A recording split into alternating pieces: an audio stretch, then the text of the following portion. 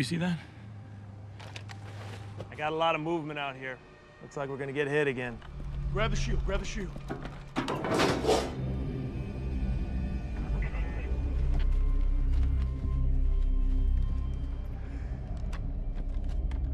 What are you doing? No, don't do that.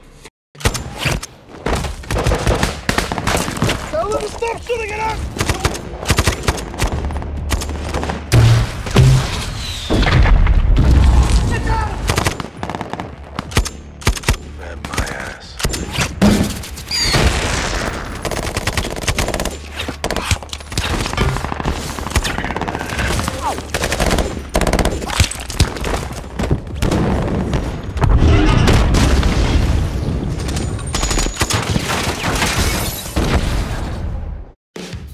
Warga Nobar, gimana kabarnya hari ini? Kali ini Mas Burhan akan membawakan film yang menceritakan tentang seorang mantan pasukan khusus Amerika yang bergabung dalam tim keamanan CIA untuk berjuang dan berperang melawan kelompok teroris berbahaya di Benghazi, Libya. Sudah penasaran? Ya udah, daripada berlama-lama lagi, langsung saja siapkan mata, telinga, dan anu-anuan kalian semua. Mari kita nobar, dan inilah 13 Hours.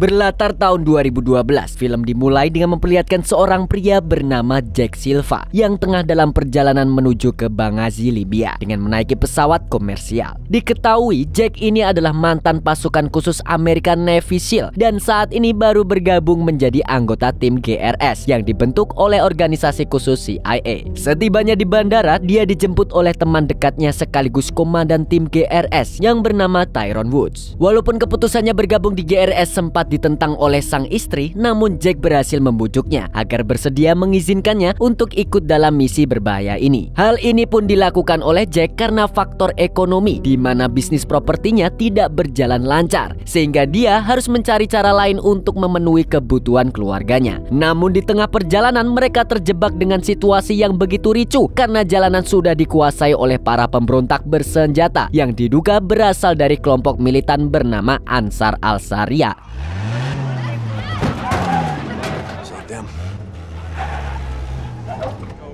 Jam off Fifth Ring Road. I'm looking at about 8 armed tangos here. Shit, we're boxed in.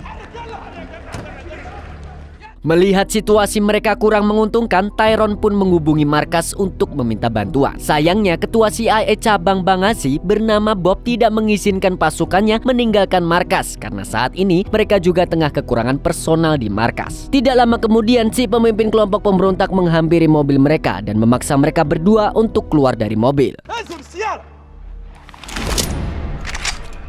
Tentu saja Jack dan Tyrone menolak dan malah balik mengancam dengan mengatakan jika tepat di atas mereka terdapat pesawat tanpa awak milik pasukan Amerika yang sedang mengintai dan mengawasinya. Sehingga jika terjadi sesuatu kepada mereka berdua, maka pasukan Amerika yang memiliki identitas si pemimpin pemberontak tidak akan segan-segan untuk menghabisinya dan seluruh keluarganya. Untungnya pemimpin pemberontak itu percaya begitu saja dengan ucapan Tyrone dan menyuruh anak buahnya untuk membiarkan mereka pergi. Padahal Tyrone sebenarnya berbohong.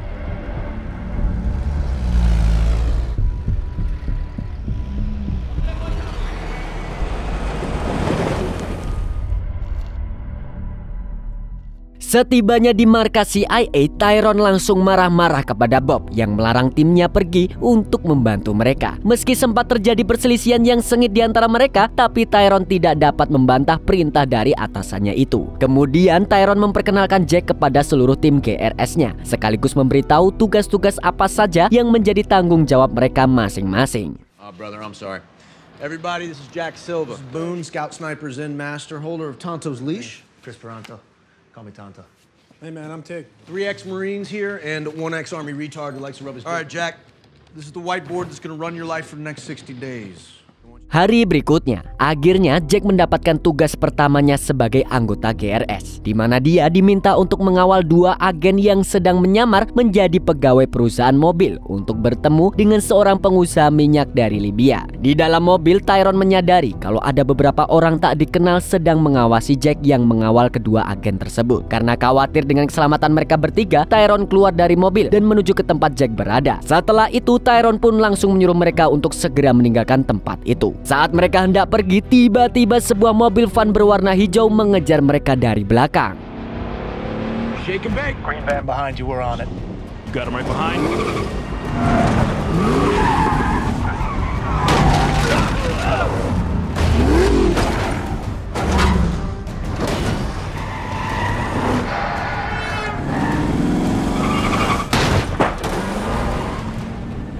He's on you tight, man. He's getting aggressive. Get out of the fucking road.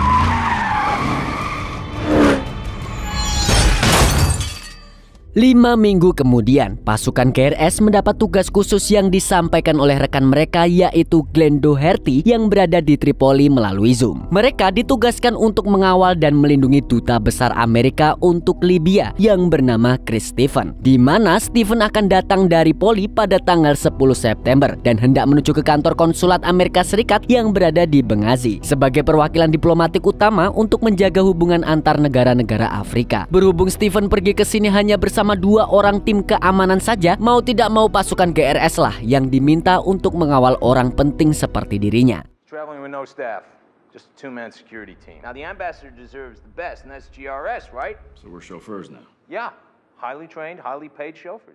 Sehari sebelum misi pengawalan mereka dilakukan, pasukan GRS menuju ke kantor konsulat untuk mengecek sistem keamanan di sana. Apakah sudah cukup memadai atau belum demi melindungi keselamatan Stephen selama berada di sini. Sesampainya di sana, mereka langsung disambut hangat oleh beberapa agen DSS alias Diplomatic Security Service yang dipimpin oleh seorang pria berkumis seperti Pak Raden bernama Scott Wickline. Mereka lalu diajak berkeliling untuk melihat sistem keamanan yang mereka miliki. Setelah melihat-lihat, Jack pun berkomentar kalau sistem keamanan mereka masih di bawah standar yang seharusnya dimiliki sekelas kantor kedutaan besar seperti ini. Namun seorang agen DSS menjelaskan kalau ini hanya kantor konsulat sehingga sistem keamanannya pun terbatas. Meski begitu, mereka tidak perlu khawatir karena pihak pembaca sudah menyewa penjaga setempat yang berasal dari milisi Brigjen Martir 17 Februari atau sering dijuluki 17 Feb untuk membantu menjaga tempat ini. Meski sampai akhir pertemuan, Jack masih komen terus seperti netizen yang belum puas dengan penjagaan tersebut. Years of military experience between them,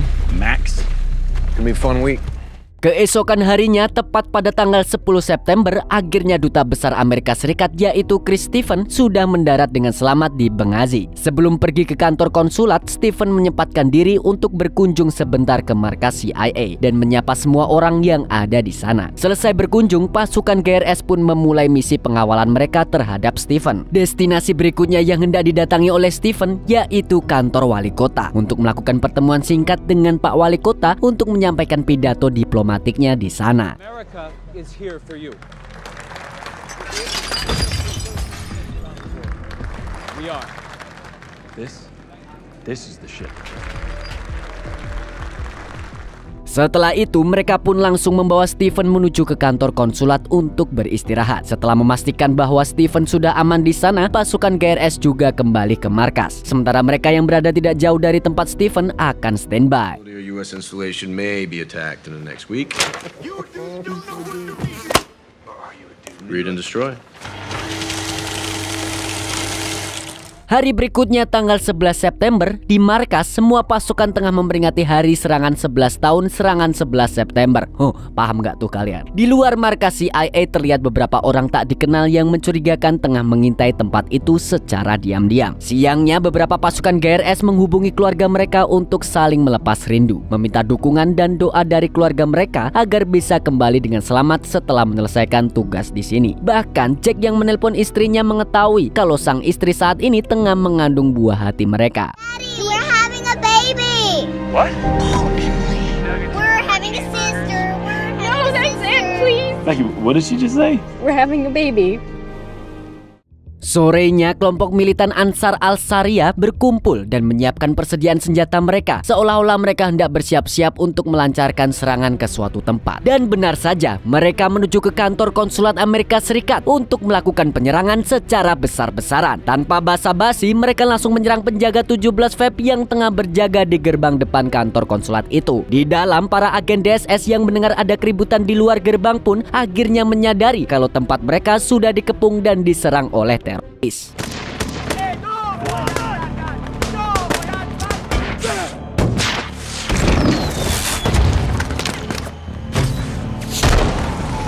Grab the ammo! I'll take the talk!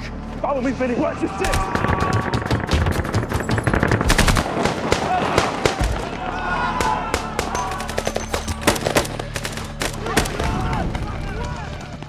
Setelah berhasil menumbangkan semua pasukan 17 Feb yang berjaga di luar, kelompok militan Ansar Al-Sharia pun segera menyusup masuk ke dalam gedung untuk mencari Stephen agar bisa menangkapnya. Di sisi lain, para agen DSS membawa Stephen dan seorang spesialis IT bernama Sean Smith untuk bersembunyi di ruang perlindungan yang telah dipasangi dengan pintu baja anti peluru, sehingga tidak mudah bagi siapapun untuk menerobos masuk ke dalam ruangan tersebut. Mereka pun berusaha menghubungi markas CIA dan memberitahu situasi darurat yang tengah mereka hadapi saat ini agar pihak CIA bisa segera mengirimkan pasukan GRS untuk membantu mereka secepatnya.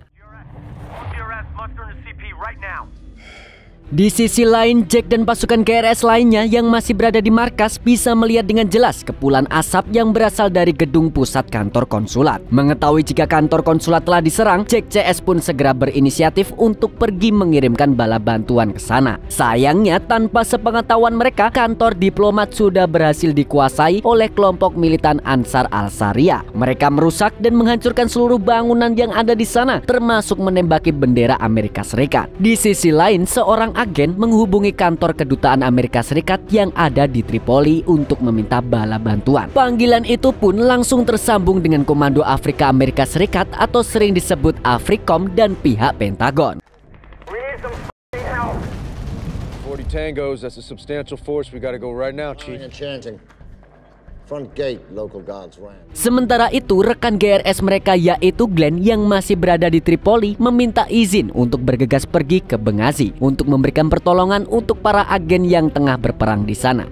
Di sisi lain, pasukan GRS yang ingin menyusul ke gedung konsulat belum mendapat izin dari kepala CIA cabang Benghazi, yaitu Bob. Bob malah berkata karena konsulat sudah bekerja sama dengan pasukan 17 Feb, maka biar penjagaan tersebut diserahkan saja kepada mereka. Di gedung konsulat, beberapa anggota pemberontak berusaha menerobos masuk ke ruang pelindungan, di mana Duta Besar Amerika Serikat yaitu Stephen bersembunyi saat ini. Namun mereka tampak kesulitan saat hendak membuka pintu baja yang melindungi ruangan itu. Pada akhirnya mereka pun memutuskan untuk memakai cara lebih brutal, yaitu dengan membakar ruangan itu sampai habis agar orang-orang yang ada di dalamnya pun akan ikut terbakar hidup-hidup.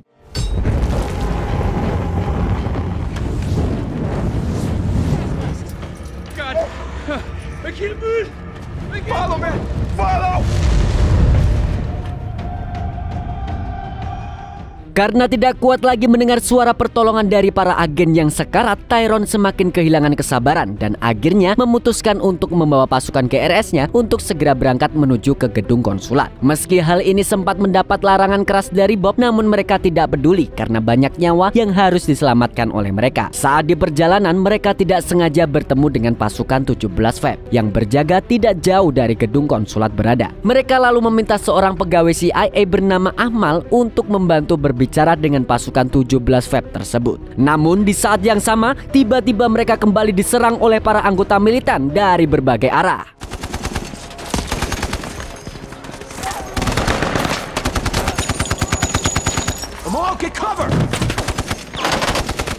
Di tempat lain, pasukan reaksi cepat F-16 Amerika Serikat di Aviano, Italia dan Komando Operasi Khusus Gabungan yaitu tim JSOC Amerika Serikat terlihat bersiap menunggu perintah untuk memberikan bala bantuan ke Benghazi. Sementara itu, pasukan GRS yang berhasil mengatasi serangan tadi juga mulai bergerak menuju ke kantor konsulat. Meski begitu, mereka tidak bisa bergerak dengan mudah karena para anggota militan lagi-lagi berusaha untuk menyerang mereka. Hingga akhirnya pertempuran pun kembali terjadi.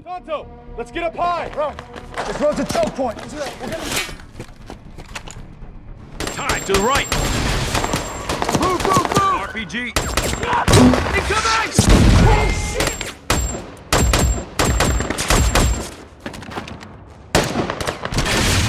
Setelah berhasil menumbangkan musuh, Tyrone pun langsung memimpin sebagian anggota tim untuk masuk ke gedung konsulat melalui gerbang utama. Sedangkan tim lainnya yang dipimpin oleh Tanto sedang bergerak maju melalui gerbang belakang kantor konsulat. Di gerbang depan, tim Tyrone dan pasukan 17 Feb bekerja sama untuk bertempur melawan para anggota militan dengan sekuat tenaga tanpa henti.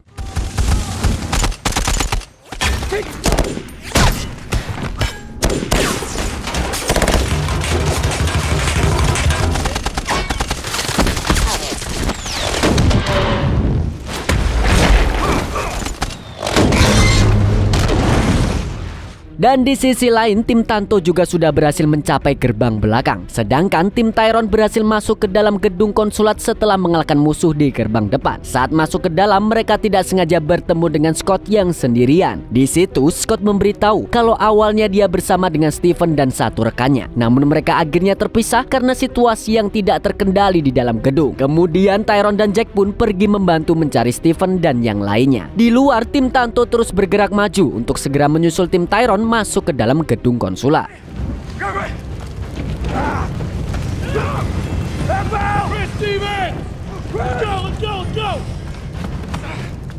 Sementara itu, upaya pencarian Stephen belum membuahkan hasil sampai sekarang. Tyrone dan Jack hanya menemukan tubuh si ahli IT yaitu Sam Smith yang sudah tidak bernyawa. Tidak lama kemudian Ahmal datang untuk memberitahu bahwa para anggota militan sudah berkumpul kembali dan menambah kekuatan untuk menghabisi mereka. Setelah mendengar itu, Tyrone langsung memerintahkan Jack untuk pergi ke ruang kontrol untuk mengambil dokumen-dokumen penting. Sedangkan Tyrone akan berusaha membawa tubuh Smith untuk diamankan ke markas CIA. Namun tidak lama kemudian serangan susulan pun datang dari gerbang belakang sehingga baku tembak pun kembali terjadi.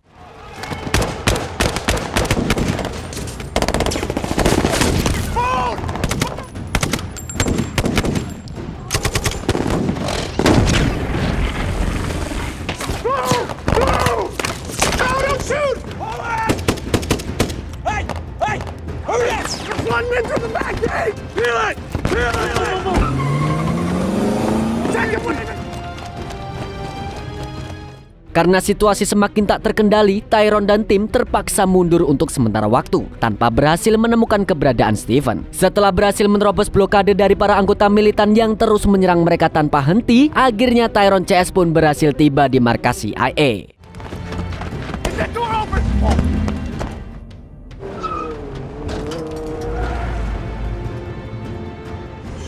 Where is this?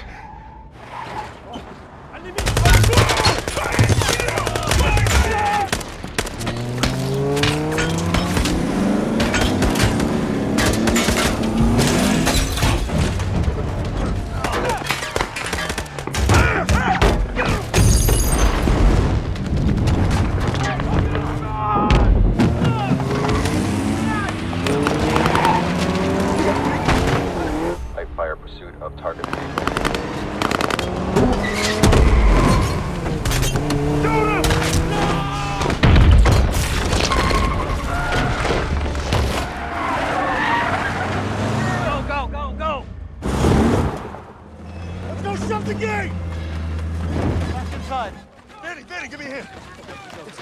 Saat melihat pasukan GRS sudah kembali, Bob langsung menghampiri Tyrone dan bertanya soal Stephen padanya. Dengan ketus, Tyrone hanya menjawab kalau mereka belum menemukan keberadaan Stephen. Dia juga mendesak pihak CIA agar meminta bantuan kepada Africom untuk mengirim pesawat tempur dan predator pesawat tanpa awak. Untungnya Bob sudah lebih dulu menghubungi mereka untuk meminta dikirimkan pesawat tanpa awak tersebut. Sayangnya pesawat tempur tidak bisa mereka kirimkan karena kehabisan bahan bakar. The gunship is out of fueling range.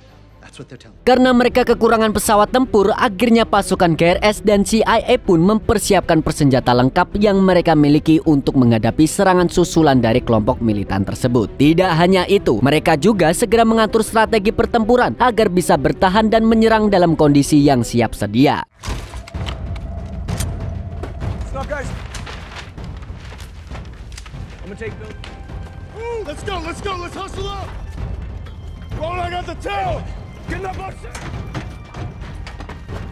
Setelah itu semua pasukan langsung menempati pos mereka masing-masing. Tidak lama kemudian terlihat kelompok militan itu sudah mulai bergerak untuk menyerbu markas CIA. Setelah sebuah bom molotov dijatuhi ke markas CIA oleh kelompok militan itu, akhirnya pertempuran kedua kubu ini pun dimulai.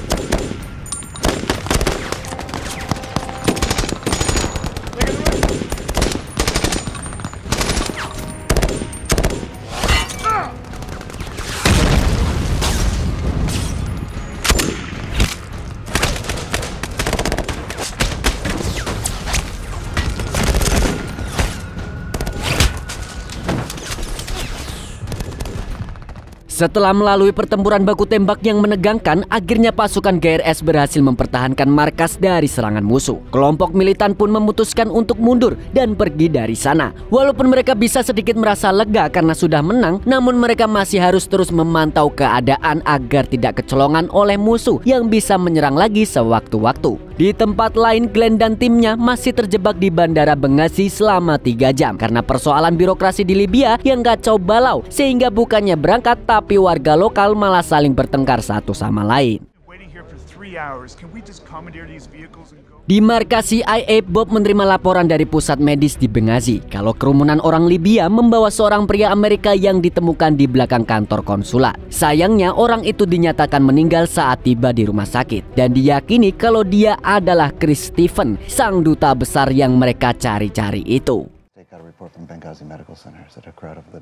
Malamnya saat para agen sedang beristirahat, mereka mengobrol dan membicarakan alasan kelompok militan itu menyerang mereka di Libya karena sebagai aksi protes atas film anti-Islam yang sempat diberitakan di media massa. Dan ternyata tidak semua orang tahu tentang masalah ini. Tidak lama kemudian gelombang serangan kedua dari pihak militan datang kembali.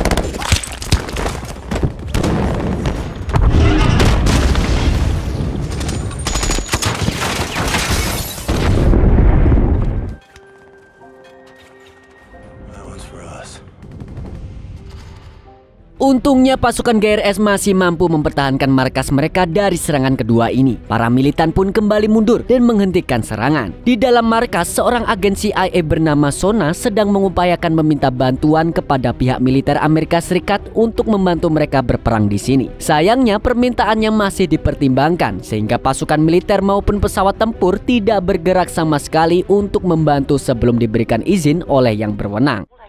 Is that you give these assholes outside our gate a loan? Is that if you don't send, Americans are going to die. Namun di sisi lain, untungnya pasukan GRS lainnya yang dipimpin oleh Glenn sudah tiba di markas CIA dengan didampingi oleh para tentara Libya. Bekerja sama dengan tim Glenn, tim Tyrone pun mulai mengkoordinasi staf CIA dan petinggi GRS agar segera mengantar mereka ke bandara untuk berlindung ke tempat yang lebih aman. Namun tanpa diduga, tiba-tiba para tentara Libya yang datang bersama tim Glenn pergi meninggalkan mereka. Dan di saat bersamaan, para militan kembali menyerang dengan serangan mortir yang lebih besar.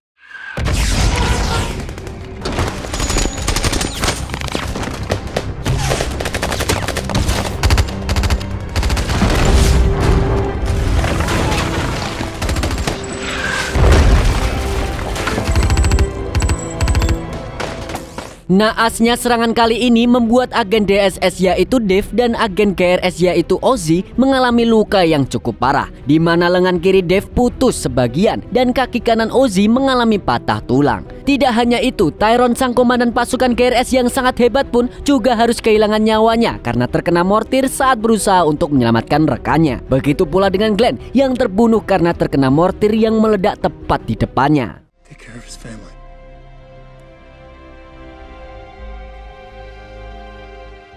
Kemudian terlihat arak-arakan dari 40 kendaraan yang membawa tentara bersenjata mulai bergerak mendekati markas CIA. Dengan kekuatan militer sebanyak itu, mereka pun hanya bisa terus berjuang sampai titik darah penghabisan. Meski ini bisa saja menjadi akhir dari perjuangan mereka. Saat para pasukan yang masih tersisa hendak bersiap menyerang, tiba-tiba mereka menurunkan senjata lagi. Karena ternyata pasukan militer ini adalah para pasukan perlindungan Libya yang datang untuk membantu mereka. Tanpa buang-buang waktu lagi, pasukan militer Libya itu membantu mengevakuasi semua staf CIA beserta para tentara yang masih selamat untuk dibawa menuju ke bandara agar bisa segera meninggalkan Libya secepat mungkin.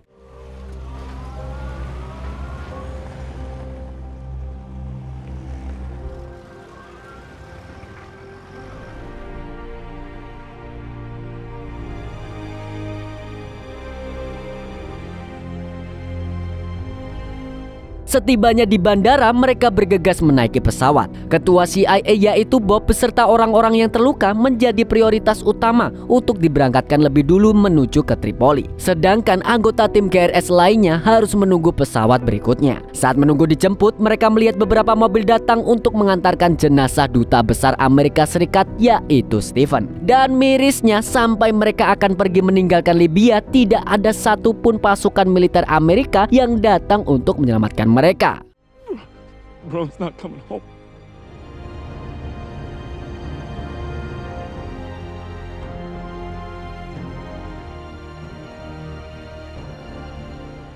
Something Boone dropped on me earlier. It's just been... Setelah perang berakhir, 26 anggota CIA dan 5 agen negara kembali dengan selamat. Di Libya, 100.000 orang Libya berkabung atas kematian duta besar Christopher Stephen, dan negara Libya sendiri kini secara resmi digolongkan sebagai negara gagal serta menjadi markas utama bagi teroris ISIS. Sementara ketua CIA dan para pasukan GRS menerima mendali penghargaan atas semua jasa dan perjuangan mereka. Mereka juga memutuskan untuk pensiun dan tinggal kembali bersama keluarga tercinta mereka. Dan film pun tamat. Dari film ini kita bisa belajar kalau orang asing bisa menjadi sekutu dan teman yang memberikan pertolongan tanpa pamrih. Sedangkan teman sendiri malah bisa menjadi musuh karena kalau dimintain tolong bukannya bantu, malah pura-pura menghilang di telan bumi. Ya, segitu dulu dari Mas Burhan Sang Kecomania. Sampai jumpa di video selanjutnya. Bye-bye.